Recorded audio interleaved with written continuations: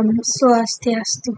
Terima kasih atas kesempatan yang telah diberikan kepada saya untuk mempresentasikan jawaban UAS Agama Hindu. Sebelum itu, izinkan saya untuk memperkenalkan diri. Perkenalkan, nama saya Luhnovi Puspitasari dengan NIM 25170512209. Saya berasal dari kelas K, semester 2, program studi akuntansi. Baik, pada video ini saya akan mempresentasikan jawaban saya berdasarkan studi kasus yang telah diberikan. Saya akan memulai pembahasan dari studi kasus yang pertama.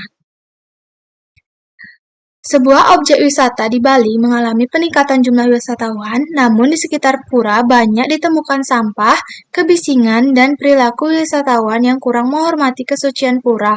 Analisislah kasus tersebut berdasarkan konsep Trihita Karana. Jelaskan langkah-langkah yang dapat dilakukan masyarakat, pengelola wisata, dan pemerintah untuk menjaga keharmonisan hubungan manusia dengan Tuhan, sesama manusia, dan lingkungan. Nah, kasus tersebut menunjukkan bahwa peningkatan pariwisata belum diimbangi dengan kesadaran untuk menjaga nilai Trihita Karana. Jika dibiarkan, wisata dapat mengurangi kesucian pura dan merusak lingkungan sekitar. Dari aspek perahyangan, kebisingan dan perilaku yang kurang sopan di sekitar pura mencerminkan kurangnya penghormatan terhadap kesucian tempat ibadah. Dari aspek pawongan, kurangnya pemahaman wisatawan terhadap adat setempat dapat menimbulkan ketidaknyamanan bagi masyarakat sekitar. Sementara itu, dari aspek pelemahan, banyak sampah menunjukkan bahwa kelestarian lingkungan belum dijaga dengan baik. Oleh karena itu, masyarakat perlu memberikan edukasi kepada wisatawan tentang aturan dan adat yang berlaku serta ikut menjaga kebersihan lingkungan. Pengelola wisata harus menyediakan fasilitas kebersihan, memasang aturan yang jelas, dan mengawasi perilaku pengunjung agar tetap menghormati kesucian pura. Sementara itu, pemerintah perlu membuat kebijakan yang tegas, melakukan sosialisasi tentang wisata yang beretika, serta meningkatkan pengawasan untuk menjaga kelestarian budaya dan lingkungan sesuai dengan nilai Trihita Karana. Selanjutnya, studi kasus yang kedua. Seorang mahasiswa rutin mengucapkan mantra pancasembah, tapi ia tidak mengetahui makna setiap mantra dan hanya menghafalnya. Menurut Anda, apakah sembahyang tersebut sudah mencerminkan tujuan pancasembah? Jelaskan pentingnya memahami makna mantra dalam meningkatkan kualitas bakti kepada Ida Sang Hyang Widi Wasa. Menurut saya, sembahyang tersebut belum sepenuhnya mencerminkan pancasembah karena mahasiswa tersebut hanya menghafal mantra tanpa memahami makna mantra yang diucapkan. Akibatnya, sembahyang hanya menjadi rutinitas dan kurang dihayati. Padahal, sembahyang yang ideal merupakan perpaduan antara tindakan fisik, ucapan suci, dan penghayatan batin. Memahami makna mantra penting untuk membangun hubungan batin yang lebih tulus dengan Ida Sang Hyang Widi Wasa sehingga doa tidak hanya menjadi rutinitas tetapi juga bentuk bakti yang penuh kesadaran. Selain itu, pemahaman tersebut membantu seseorang menghayati aspek-aspek ketuhanan yang dipuja dalam pancasembah dan menumbuhkan kesadaran akan tujuan hidup menurut ajaran Hindu, yaitu kebahagiaan lahir dan batin. Dengan demikian, kualitas bakti akan meningkat karena sembahyang dilakukan dengan keyakinan, ketulusan, dan pemahaman yang lebih mendalam. Baik, selanjutnya studi kasus yang ketiga. Dalam sebuah keluarga, orang tua selalu mengajak anak melakukan persembahyangan bersama. Namun, anak lebih memilih bermain gawai selama sembahyang berlangsung. Nah, analisis penyebab perilaku tersebut dan berikan solusi berdasarkan nilai-nilai Trihita Karana dan pemahaman terhadap mantra pancasembah. Nah, perilaku anak yang lebih memilih bermain gawai saat sembahyang dapat disebabkan oleh kurangnya pemahaman tentang pentingnya persembahyangan dan makna mantra pancasembah. Sehingga, anak menganggap sembahyang sebagai kegiatan yang membosankan. Selain itu, penggunaan gawai yang berlebihan juga dapat mengurangi fokus dan kebiasaan beribadah bersama keluarga. Berdasarkan nilai Trihita Karana, orang tua perlu menanamkan hubungan yang baik dengan Tuhan atau perahyangan dengan menjelaskan makna sembahyang dan mantra secara sederhana. Lalu membangun komunikasi yang hangat dalam keluarga atau pawongan, serta menciptakan suasana sembahyang yang nyaman dan bebas dari gangguan, gawai, atau pelemahan. Dengan demikian, anak dapat lebih memahami bahwa sembahyang bukan sekedar kewajiban, melainkan wujud bakti kepada ide Sang Yang Widi Wasa. Selanjutnya, studi kasus yang keempat. Di sebuah perguruan tinggi, mahasiswa dari berbagai agama. Baik, selanjutnya, studi kasus yang keempat. Di sebuah perguruan tinggi, mahasiswa dari berbagai agama bekerja sama menyelenggarakan kegiatan bakti sosial. Namun, muncul kelompok yang menolak bekerja sama karena perbedaan keyakinan. Nah, jelaskan bagaimana konsep pluralisme dan ajaran Wasudhaiva Kutumbakan dapat menjadi solusi dalam membangun kehidupan yang harmonis di lingkungan kampus. Nah, penolakan untuk bekerja sama hanya karena perbedaan agama menunjukkan bahwa sebagian mahasiswa masih memandang perbedaan sebagai ancaman, bukan sebagai kekayaan sosial. Padahal konsep pluralisme mengajarkan bahwa setiap orang berhak mempertahankan keyakinannya sambil tetap menghormati dan bekerja sama dengan pemeluk agama lain dalam urusan kemanusiaan.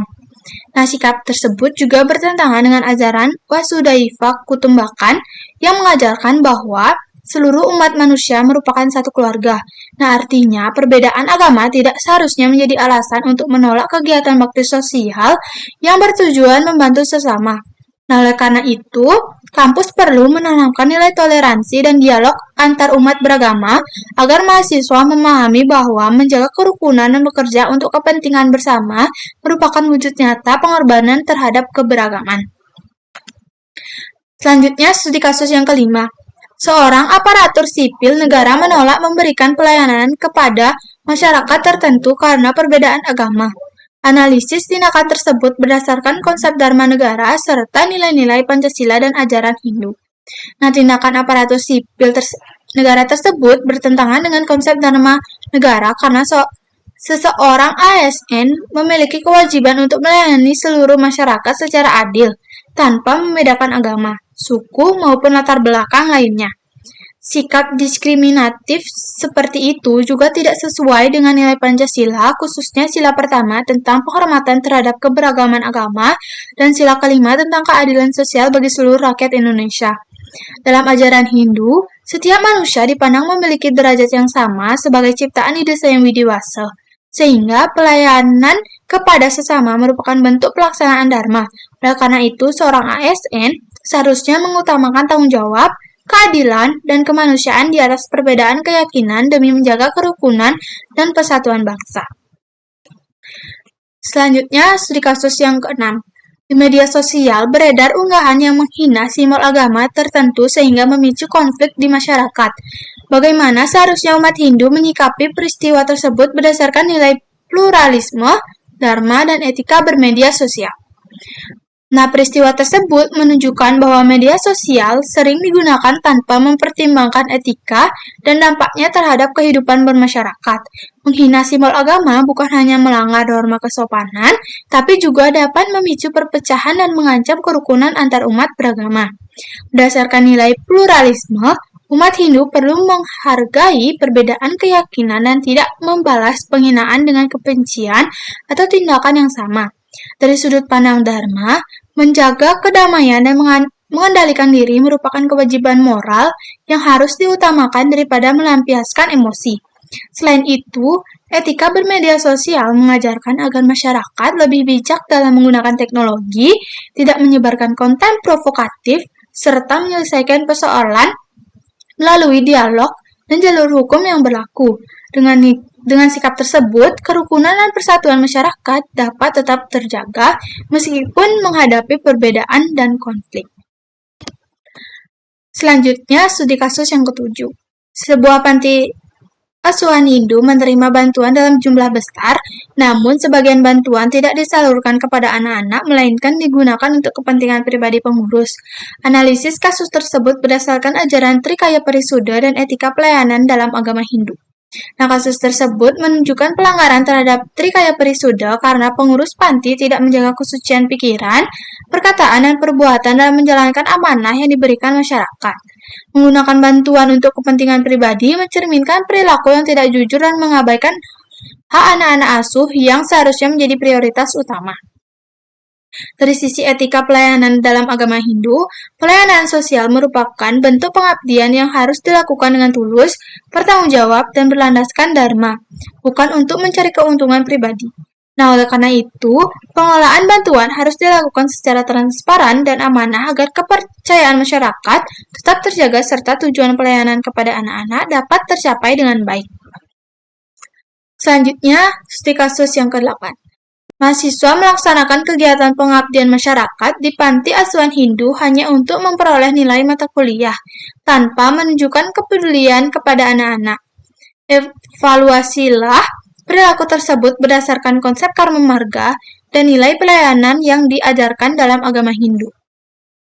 Perilaku mahasiswa tersebut belum mencerminkan nilai karma marga karena kegiatan pengabdian dilakukan hanya untuk memperoleh nilai akademik, bukan atas dasar ketulusan untuk membantu sesama.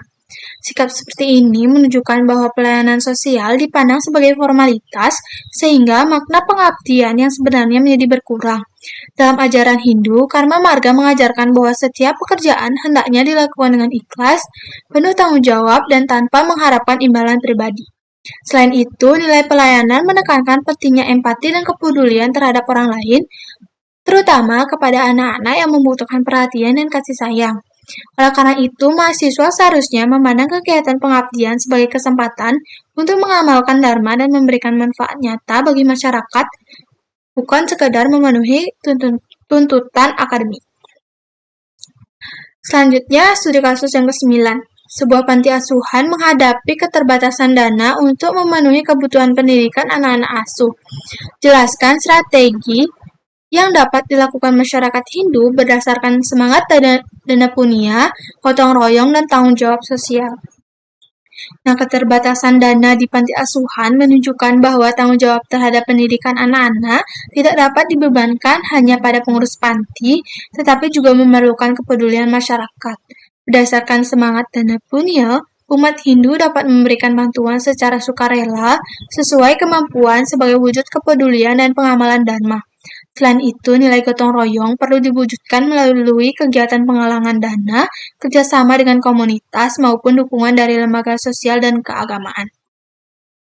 Tanggung jawab sosial juga menuntut masyarakat untuk tidak hanya membantu secara materi, tetapi juga turut mendukung pendidikan dan perkembangan anak-anak asuh agar mereka memiliki masa depan yang lebih baik. Dengan demikian, masalah keterbatasan dana dapat diatasi melalui kepedulian dan kerjasama seluruh pihak, bukan hanya mengandalkan panti asuhan semata. Selanjutnya, studi kasus yang ke-10, seorang pejabat menggunakan dana bantuan sosial untuk kepentingan keluarganya. Analisis tindakan tersebut berdasarkan konsep karma pala, Trikaya Parisuddha, dan ajaran Asteya atau tidak mencuri. Jelaskan dampaknya bagi pelaku dan masyarakat. Nah, tindakan pejabat yang menggunakan dana bantuan sosial untuk kepentingan keluarganya merupakan pelanggaran serius terhadap nilai moral dan ajaran Hindu karena memanfaatkan hak masyarakat demi keuntungan pribadi.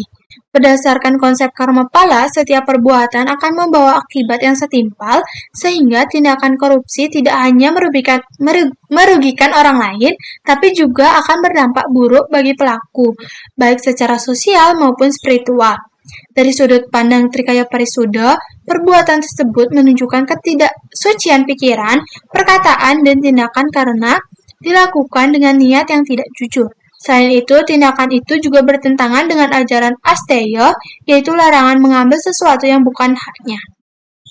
Dampaknya, masyarakat kehilangan kepercayaan terhadap pemerintah, bantuan tidak sampai kepada pihak yang membutuhkan, dan budaya korupsi semakin dianggap wajar apabila tidak ditindak secara tegas. Selanjutnya, studi kasus yang ke-11.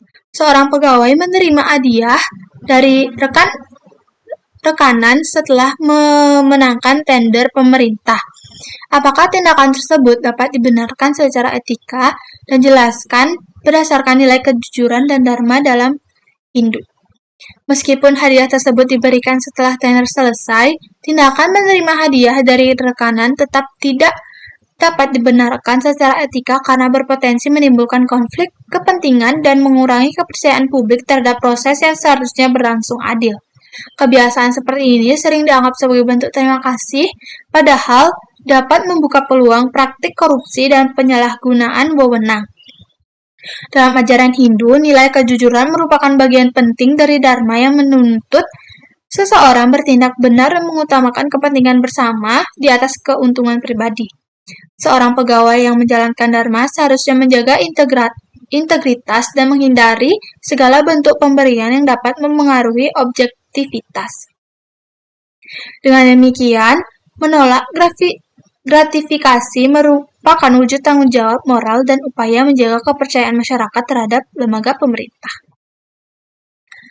Selanjutnya, studi kasus yang ke-12. Dalam sebuah instansi, praktik gratifikasi telah dianggap sebagai budaya yang biasa dilakukan. Nah, bagaimana upaya membangun budaya anti korupsi berdasarkan ajaran agama Hindu sehingga kebiasaan tersebut dapat dihilangkan? Praktik gratifikasi yang dianggap sebagai budaya menunjukkan bahwa perilaku yang menyimpang dapat menjadi kebiasaan ketika tidak ada kesadaran moral dan pengawasan yang kuat. Jika terus dibiarkan, masyarakat akan menganggap korupsi sebagai hal yang wajar, padahal tindakan tersebut bertentangan dengan ajaran Hindu. Untuk membangun budaya anti korupsi, nilai Trikaya Prisuda perlu diterapkan dengan menjaga pikiran, perkataan, dan perbuatan agar tetap jujur dan bersih. Selain itu, ajaran Asteya mengingatkan bahwa mengambil atau menerima sesuatu yang bukan haknya merupakan perbuatan yang harus dihindari. Pemahaman tentang karma pala juga penting agar setiap individu menyadari bahwa setiap tindakan yang akan membawa konsekuensi sesuai dengan perbuatannya. Oleh karena itu, pendidikan moral, keteladanan pemimpin, dan penegakan aturan yang tegas harus dilakukan secara bersamaan agar budaya gratifikasi dapat dihilangkan dan diganti dengan budaya integritas secara tanggung jawab. Selanjutnya, studi kasus yang ke-13. Sebuah yoga center lebih menonjolkan yoga sebagai tren kebugaran dan bisnis, sementara aspek spiritual hampir tidak pernah diajarkan. Evaluasilah kondisi tersebut berdasarkan tujuan yoga dalam ajaran Hindu. Nah, bagaimana seharusnya keseimbangan antara manfaat fisik dan spiritual diterapkan? Kondisi tersebut menunjukkan adanya pergeseran makna yoga dari sarana pembinaan spiritual menjadi sekedar tren kebugaran dan komoditas bisnis. Meskipun manfaat fisik yoga penting, mengabaikan aspek spiritual dapat menghilangkan tujuan utama yoga dalam ajaran Hindu, yaitu menyatukan diri dengan ide sang yang widiwasa serta mencapai ketenangan dan pengendalian diri.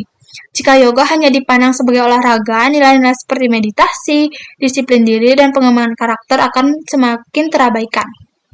Oleh karena itu, yoga center seharusnya menyeimbangkan latihan fisik dengan pendidikan spiritual seperti pengenalan filosofi yoga, meditasi, dan nilai-nilai etika Hindu.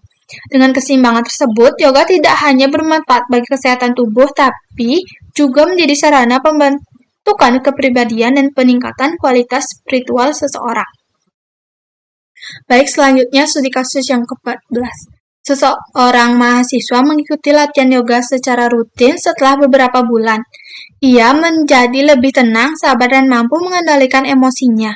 Analisis perubahan tersebut berdasarkan konsep Raja Marga, pengendalian diri, dan tujuan yoga dalam agama Hindu. Nah, perubahan sikap mahasiswa tersebut menunjukkan bahwa yoga bukan sekadar latihan fisik, tetapi juga sarana pembentukan karakter dan pengendalian diri. Dalam konsep Raja Marga, yoga bertujuan melatih pikiran agar lebih tenang dan mampu mengendalikan hawa nafsu serta emosi yang berlebihan. Sikap yang lebih sabar dan tenang menandakan bahwa latihan yang dilakukan tidak hanya berdampak pada tubuh, tetapi juga pada kesadaran dan kualitas batin. Hal ini membuktikan bahwa tujuan yoga dalam ajaran Hindu adalah mencapai keseimbangan antara jasmani dan rohani, bukan sekadar meningkatkan kebugaran.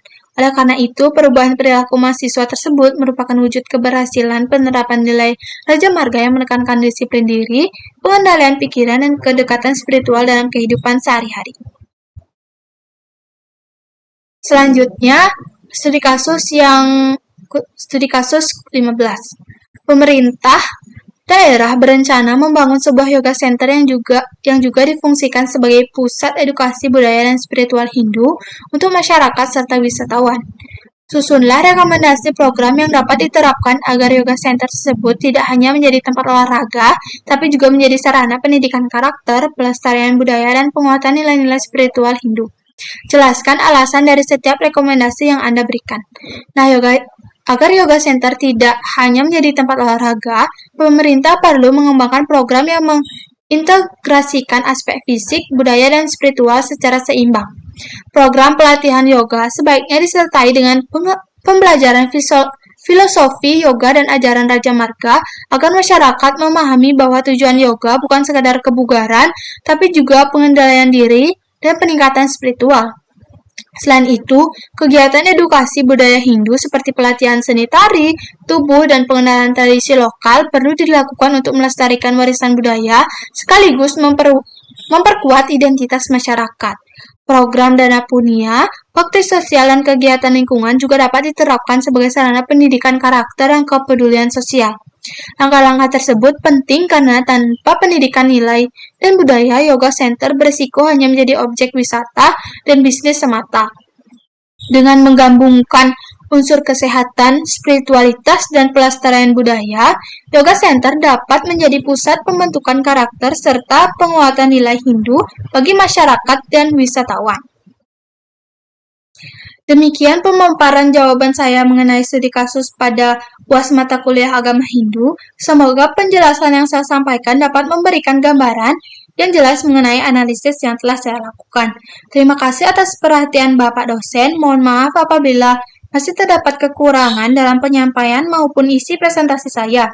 Saya tutup dengan Prama Santi. Om Santi Santi Santi Om.